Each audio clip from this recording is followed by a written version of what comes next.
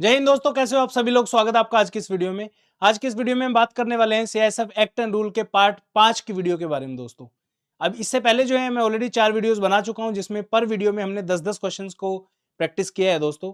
ये सीरीज की जो पहली वीडियो अगर आपकी है, ये वैसे तो 5वां है, अब देखोगे पीछे 5th वीडियो है ये जो मैं बना रहा हूं। अगर आपकी ये पहली वीडियो, आप पहली बार इस सीरीज की किसी वीडियो को देख रहे हो, तो आपसे रिक्वेस्ट है पूरी सीरीज जो है आप कवर करना। इसके अंदर जो है हम सीआईएसएफ एक्ट, सीआईएसएफ रूल्स और मिसलेनियस सीआईएसएफ के जो क्वेश्चंस आते हैं उन सबको एमसीक्यूज के थ्रू प्रैक्टिस कर रहे हैं। और ये सीरीज जो है one of the best series होने वाली पूरी यूट्यूब के ऊपर। रीजन बीइंग, जितने भी यूट्यूब पे सीरीज अवेलेबल हैं उसमें सब जो है आके आपको सिर्फ आंसर बता के जाएंगे। यहाँ पे आपको हर क्वेश्चन में 3-4 चीजें एक्स्ट्रा मैं जो है बताता हूँ दोस्तों। ठीक है, चलिए शुरुआत करते हैं आज की इस वीडियो की। छोटा सा अनाउंसमेंट है, ये आपके एलडीसी की कम्युनिटी है, जाके इसको ज्वाइन करिए। आपके ही जैसे और लोग जो तैयारी कर रहे हैं वो डेली बेसिस पे क्वेश्चंस पोस्ट करते हैं। कोई मैथ का क्वेश्चन पोस्ट कर रहा है, कोई जीके का क्वेश्चन पोस्ट करता है, और आपस में कम्युनिकेशन जो है यहाँ पे आपको देखने को मिलेगी। और ये सारे पीडीएफ जो है वो भी इस व्हाट्सएप के ग्रुप के अंदर आपको देखने को मिलेंगे। अगर आप अच्छे तरीके से तैयारी करना चाहते हो, इंश्योर करना चाहते हो आपका सिलेक्शन 2023 एग्जाम में, तो स्टडी फंडा का संपूर्ण बैच आप परचेज कर सकते हो। लिंक जो है वीडियो के डिस्क्रिप्शन में मिल जाएगा, स्टडी फंडा ऐप पे भी मिल जाएगा दोस्तों। चलिए शुरुआत करते हैं पहले क्वेश्चन की। आज का जो पहला क्वेश्चन है, which section defines the power of supervisory officers in CISF. CISF में पर्यवेक्षी अधिकारियों की शक्तियों को परिभाषित करने वाली धाराएं कौन कौन सी हैं। ठीक है, तो इसमें है आपका सेक्शन 3, सेक्शन 4, सेक्शन 5, सेक्शन 7। इस क्वेश्चन से जो है हम थोड़ा सा डीप डाउन जाना शुरू होंगे सीआईएसएफ एक्ट के क्वेश्चन में। अब विश्वास नहीं करोगे, अभी से पहले जो है हम ऑलरेडी 40 क्वेश्चन हमने डिस्कस किए हैं। उन 40 क्वेश्चन में से 30 to 35 क्वेश्चन ऐसे थे जो मिसलेनियस थे दोस्तों, जो आपके एग्जाम में डायरेक्टली आते हैं, बट बहुत ढूंढना पड़ेगा आपको, कंटेंट एक जगह कहीं नहीं मिलेगा दोस्तों।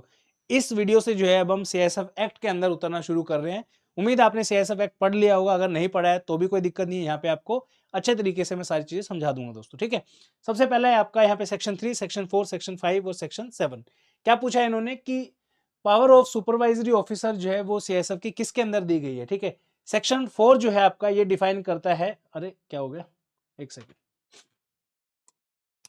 सेक्शन 4 जो है ये डिफाइन करता है आपका सीएसएफ एक्ट के अंदर appointments and power of supervisory officers. Question आता है कि सुपरवाइजरी ऑफिसर्स कौन होते हैं दोस्तों। ठीक है, तो यहाँ पे सुपरवाइजरी ऑफिसर्स का मैं बना देता हूं एक बार।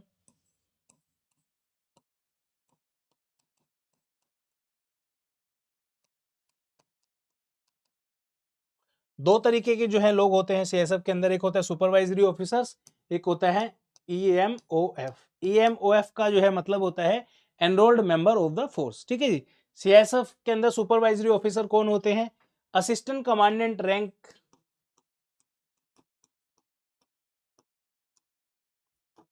असिस्टेंट कमांडेंट रैंक से ऊपर के जितने भी अधिकारी होते हैं आपके, up to the level of DG, सारे आपके सुपरवाइजरी ऑफिसर्स होते हैं, याद रखना है। ठीक है, इधर आपके एनरोल्ड मेंबर जो है आप देखोगे, इंस्पेक्टर रैंक से नीचे के सभी जो हैं व्यक्ति, जितने भी फौज में काम करते हैं, वो सारे के सारे जो है आपके enrolled member of the force होते हैं दोस्तों। ठीक है, तो ये जो सुपरवाइजरी ऑफिसर्स हैं, इनकी अपॉइंटमेंट, इनकी पावर, सब कुछ जो है सेक्शन 4 के अंदर आपकी दी हुई है सीआईएसएफ एक्ट 1968 के अंदर दोस्तों। ठीक है, चलिए अगला क्वेश्चन देखते हैं, question number 42। What is the role of enrolled member in CISF. CISF के अंदर एनरोल्ड मेंबर्स का जो है वो काम क्या है? सबसे पहला है एडमिनिस्ट्रेटिव वर्क ओनली, सिर्फ एडमिनिस्ट्रेशन का काम जो है उनको करना होता है। दूसरा है आपका guarding industrial unit and employees, औद्योगिक इकाइयों और कर्मचारियों की सुरक्षा करना। नेक्स्ट है आपका केवल पर्यवेक्षी भूमिकाएं, सुपरवाइजरी रोल्स ओनली। नेक्स्ट है आपका नन ऑफ द अबव। ठीक है, 4 ऑप्शन है। अब देखिए सबसे पहला है केवल प्रशासनिक कार्य उनको नहीं दिया जाता है। कुछ कुछ रैंक्स ऐसे होते हैं एनरोल्ड मेंबर्स के अंदर जो एडमिनिस्ट्रेशन वर्क में भी होते हैं, जैसे आपका सब इंस्पेक्टर है, इंस्पेक्टर है, उसके बाद आपका एएसआई रैंक के जो सबऑर्डिनेट ऑफिसर्स होते हैं, उनको एडमिनिस्ट्रेशन के अंदर भी काम दिया जाता है। यहाँ पे क्या दिक्कत है, यहाँ पे लिखा है ओनली, कि और कुछ काम नहीं होता उनका, सिर्फ एडमिनिस्ट्रेशन में होता है, जो कि गलत है दोस्तों। ठीक है, सुपरवाइजरी रोल्स, ऑब्वियसली मैंने अभी जस्ट बताया है कि सुपरवाइजरी ऑफिसर्स का काम होता है सुपरवाइजरी रोल को निभाना, तो ये भी ऑप्शन आपका गलत हो जाएगा यहाँ पे। नेक्स्ट आपका नन ऑफ द अबव, ये तो हो नहीं सकता, तो आपका जो करेक्ट आंसर है वो है आपका guarding industrial units and employees. ठीक है, तो this will be the correct answer. चलिए नेक्स्ट है आपका who among the following is not a enrolled member. इनमें से कौन सा मेंबर है वो एनरोल्ड मेंबर नहीं है? साफ साफ पता चल रहा है यहाँ पे कांस्टेबल, इंस्पेक्टर और इंस्पेक्टर, अरे बाप रे, दोनों सेम ऑप्शन हो गए यहाँ पे। इसको आप सब इंस्पेक्टर कर लो। ठीक है, दो जगह इंस्पेक्टर आ गए, तो इसका जो करेक्ट आंसर आएगा वो आएगा असिस्टेंट कमांडेंट, क्योंकि असिस्टेंट कमांडेंट जो है सुपरवाइजरी ऑफिसर होता है, he is not enrol member, right. चलिए नेक्स्ट है आपका question number 44, what does section 11 of the CISF act deal with. CISF act जो सीआईएसएफ अधिनियम की धारा 11 जो है वो किस चीज से संबंधित है उसके बारे में आपको जो है बताना है दोस्तों। ऑप्शन है आपका पहला ड्यूटीज ऑफ द मेंबर, सदस्यों के कर्तव्य, अरेस्ट विदाउट वारंट, बिना वारंट की गिरफ्तारी, सर्च विदाउट वारंट, बिना वारंट की तलाशी, और चौथा है आपका अपॉइंटमेंट ऑफ ऑफिसर्स, अधिकारियों की नियुक्ति के बारे में जो है इसमें बताया गया है दोस्तों, ठीक है। तो इसमें आप देखोगे सबसे पहले आपका ड्यूटीज ऑफ मेंबर है। ड्यूटी ऑफ मेंबर जो है वो कौन से उसमें दी गई है सीआईएसएफ एक्ट में, सेक्शन 10 के अंदर दी गई है दोस्तों, ठीक है। अरेस्ट विदाउट वारंट जो है ये आपका दिया गया है सेक्शन 11 के अंदर, ठीक है। सर्च विदाउट वारंट जो है ये दिया गया है आपका सेक्शन 12 के अंदर, ठीक है। तो आपका 11 पूछा है तो arrest without warrant will be the correct answer. और अपॉइंटमेंट ऑफ ऑफिसर यानी कि सुपरवाइजरी ऑफिसर का क्या होगा, सेक्शन 4, ठीक है जी, याद कर लो ऐसा इसको। चलो अगला चलते हैं, under which section is the power to search without a warrant provided, बिना वारंट के तलाशी की शक्ति किस धारा के तहत दी जाती है, सेक्शन 10, सेक्शन 12, सेक्शन 14, सेक्शन 16। तो 45 का होगा करेक्ट आंसर सेक्शन 12, अभी जस्ट हमने लास्ट स्लाइड पे देखा था, सेक्शन 12 जो है ये आपका हो जाएगा। सेक्शन 10 जो है आपका again duties of the member होगा यहाँ पे, ठीक है।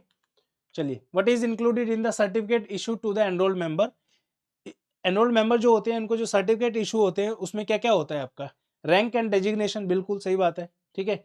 पावर्स एंड प्रिविलेजेस, ये भी सही बात है कि क्या क्या ड्यूटीज आपको करनी है वो भी है। ड्यूरेशन ऑफ सर्विस, वो भी सही बात है। तो all of the above will be the correct answer, ठीक है। Under section 14A what consultancy service is provided, धारा 14A के तहत कौन सी परामर्श सेवाएं प्रदान की जाती है सीआईएसएफ के द्वारा, कानूनी सेवाएं, सुरक्षा परामर्श, तकनीकी परामर्श और वित्तीय परामर्श। बहुत ही इंपॉर्टेंट क्वेश्चन है दोस्तों, इसका जो करेक्ट आंसर आएगा सेक्शन 14A जो है वो प्रोवाइड करता है टेक्निकल कंसल्टेंसी यानी कि तकनीकी परामर्श सेवाएं, ठीक है। चलो question number 48, what is mentioned under section 8 of the CISF act, CISF अधिनियम की धारा 8 के तहत क्या उल्लेखित है, dismissal and removal of member, सदस्यों की बर्खास्तगी और हटाना, रिक्रूटमेंट ऑफ ऑफिसर, अधिकारियों की भर्ती, power to use firearms, अग्नेस्त्रों को उपयोग करने की शक्ति, पावर ऑफ सुपरवाइजरी ऑफिसर, पर्यवेक्षी अधिकारियों की शक्तियां, ठीक है। तो इसका जो करेक्ट आंसर आएगा वो आएगा आपका dismissal and removal of members, ठीक है। सेक्शन 8 के अंदर जो है लिखा गया है कि किस किस तरीके से जो है डिसमिसल और रिमूवल होगा एनरोल्ड मेंबर्स का। Question number 49, what is the minimum rank required to conduct a search without warrant. दो चीजें हैं यहाँ पे भी आपको फंसा सकता है ये क्वेश्चन, एसीएलडीसी में आ सकता है, बाकी एएसआई में तो आ ही सकता है, कोई दिक्कत नहीं है, ठीक है। दो चीजें आपको यहाँ पे ध्यान रखना है, ठीक है। एक है सेक्शन 11, एक है सेक्शन 12, ठीक है। अरेस्ट और आपका सर्च क्या बोलता है, सेक्शन 11 बोलता है कि आप किसी भी व्यक्ति को अरेस्ट कर सकते हो विदाउट वारंट, सेक्शन 12 बोलता है आप किसी भी व्यक्ति को सर्च कर सकते हो विदाउट वारंट। अब इसमें क्या है, मिनिमम रैंक पूछा है कि कम से कम उस व्यक्ति का रैंक कितना होना चाहिए। सर्च के लिए जो है कांस्टेबल रैंक मिनिमम है, जो कि मिनिमम रैंक ही होता है सीएसएफ के अंदर, लेकिन यहाँ पे एक एक्सेप्शन है, सेक्शन 12 जो सर्च है इसके अंदर मिनिमम रैंक जो है आपका हेड कांस्टेबल का होना चाहिए। Constable cannot search a person without warrant, okay. तो minimum rank required is head constable. Next है आपका, what does section 10 focus on in the CSF act, CSF अधिनियम की धारा 10 किस पर केंद्रित है, power of supervisory officer, duties of member, appointment of officers conducting during suspension. तो correct answer will be duties of member. 50th का होएगा आपका बी ऑप्शन, ड्यूटी, सदस्यों के कर्तव्यों के बारे में जो है सेक्शन 10 जो है हमें बताता है सीएसएफ एक्ट का। तो ये थी आज की वीडियो दोस्तों, उम्मीद करता हूँ पसंद आया होगा। थोड़ा सा बार बार क्वेश्चंस रिपीट हो रहे हैं बट आपको जो है करना तो पड़ेगा, राइट। पर इतना कंफर्म है, अगर आपने पढ़ लिया है उसके बाद आके यहाँ पे क्वेश्चंस आप लगाइए, आई कैन अश्योर यू बहुत सारे जो है आप रिवाइज इनको अगर अच्छे से करोगे तो आपका सीएसएफ एक्ट एंड रूल का कोई क्वेश्चन गलत नहीं होगा दोस्तों यहाँ पे, ठीक है। चलिए मिलते हैं नेक्स्ट वीडियो में, तब तक के लिए बहुत बहुत धन्यवाद आपका, जय हिंद। मिलते हैं नेक्स्ट वीडियो में। कोई भी फीडबैक आपका अगर है तो प्लीज़ कमेंट सेक्शन में कमेंट जरूर करिए। किसी किसी बच्चे का कमेंट में देख रहा हूँ तो वो लोग बोल रहे हैं कि एक सिंगल वीडियो जो है अपलोड करिए। देखिए पीपीटी बनाने में बहुत टाइम लगता है, क्वेश्चंस को ढूंढने में बहुत टाइम लगता है, या तो ऐसा होगा फिर मुझे 1 घंटा 1 महीने का टाइम दीजिए, मैं सारे क्वेश्चन निकालता हूँ, उसके बाद जो है आपको वो एक वीडियो 1.5-2 घंटे का बना के दे दूंगा। एक ऑप्शन ये है कि डेली डेली जो है 2-2 3-3 दिन में एक-एक वीडियो डालता रहूँगा, क्वेश्चन ढूँढ-ढूँढ के बनाता रहूँगा, ठीक है? तो वो चीज़ मुझे ज़्यादा बेटर लगती है कि डेली बेसिस पे या 2 दिन में 3 दिन में एक वीडियो आ रही है, आप आराम से उनको देखिए, कोई दिक्कत नहीं होगी, ठीक है? चलिए, बहुत-बहुत धन्यवाद, जय हिंद।